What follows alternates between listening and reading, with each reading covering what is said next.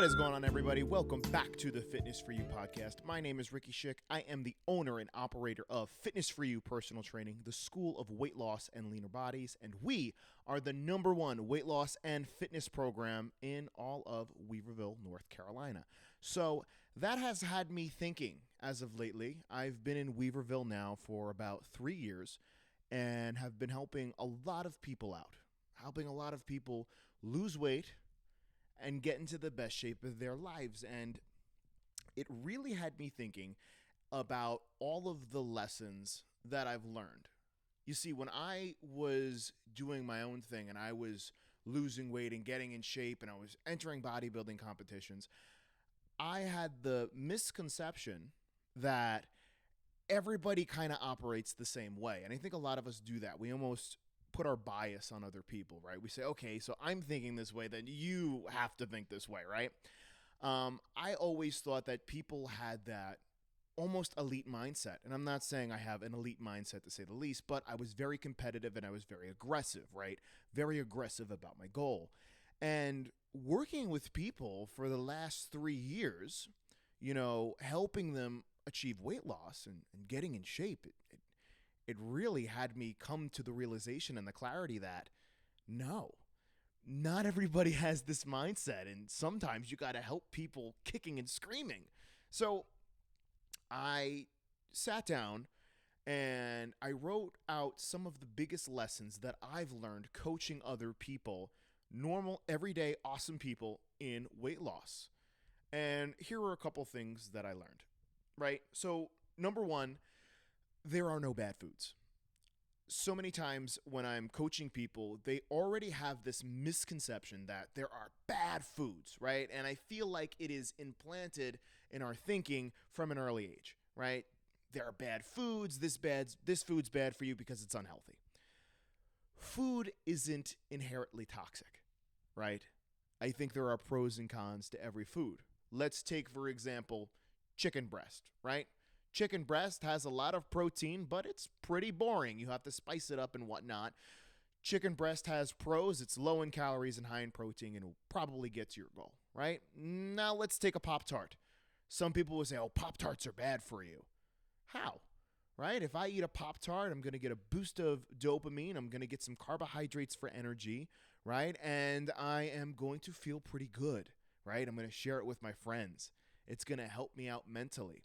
So what are some of the cons? Well, the cons are, it's pretty high in calorie and maybe it won't help you with your weight loss goal. It's not inherently toxic. When it comes to weight loss, we have to understand this one thing, and that is things in moderation are the key. That's it. You can have the food that you want to have, just have it in moderation. So many times I'm training people and they had no idea that they could have the foods that they want to have, right? And still lose weight. So that's the first lesson. Food isn't toxic. It's not inherently toxic. You can eat a flexible diet, enjoy your life, and still get to your goals. Don't ever forget that. Number two, it has very little to do with what you did that one time versus what you do consistently, right? So I had this one guy, his name was, we'll call him Frank, right? Frank would come to me for sessions, and when he came to his sessions, he was amazing, right? He really hit a home run, and we'd work out hard, and he'd be incredible. But he won't make it to all his sessions, right? He'd say, oh, I got to go walk my turtle, or my cat got loose, right? There was always an inherent excuse. So he wouldn't achieve his goal. He wouldn't lose weight. He was not performing at his best ability, right? He wasn't getting the results that he really bargained for. And I remember he sat down with me and he was talking to me and he was saying, Rick, when I'm in the gym with you and I'm working out, I feel like it's awesome. I feel like we're getting somewhere, but I feel like I'm not getting the results that I want. And I sat him down and I said this, hey, listen, Frank, you're awesome when you get in here, right? That 1 time a week or that 2 times a week you get in here, you're incredible. You kill it, right? It's awesome. But you're not consistent. And that's the biggest thing. And I told him it's not what you did that 1 or 2 times that count the most. It's how consistent you are at showing up and doing the thing, right? even if you did the thing bad. I'd rather have somebody have 20 horrible workouts, but they showed up and got the work done, versus somebody who comes to my gym, works out, right, every once in a while, and has the best workout ever and doesn't get the results. It's less about what you did and more about how consistent you are. So that applies to workouts, that applies to diet, right? If you keep showing up and you keep giving your best, even if it's not 100%, but you keep showing up, you are going to reap so many amazing results. So take the time to understand that. Don't worry about being 110% all the time, because you won't. It's impossible. Life happens, right? But worry more or less about showing up regardless of how you feel.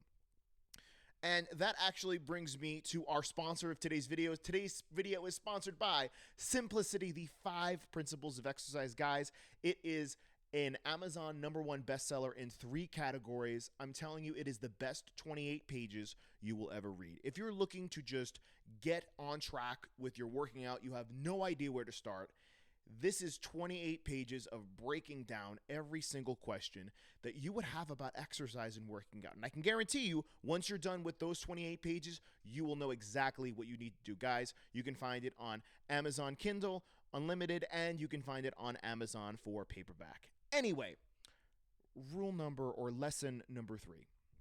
Life happens, get back on your horse. There have been so many people that I've worked with that fell off their horse and needed to get back on. Let's talk about the hurricane that just happened, Hurricane Helene.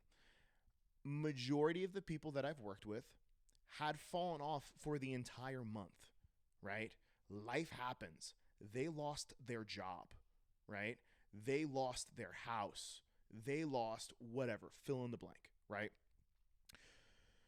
Don't use what happened to you, right, no matter how tragic and horrible it is, to negate that innate desire for you to accomplish your goal, right? Let's just say something like, let's take the hurricane, for example. Let's just say you did lose your job, right? Or you did lose something important to you.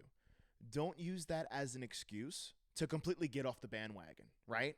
Of course, you're going to have a period of time where you're not going to be able to do things, right? That is okay. Don't get in your head. Don't sit there and say, oh my gosh, I've stopped working out for a week or a month and all of this happened. That's okay. The gym is not going anywhere, right? Your goal will still be there when you solve life's problems. Now, here's the key.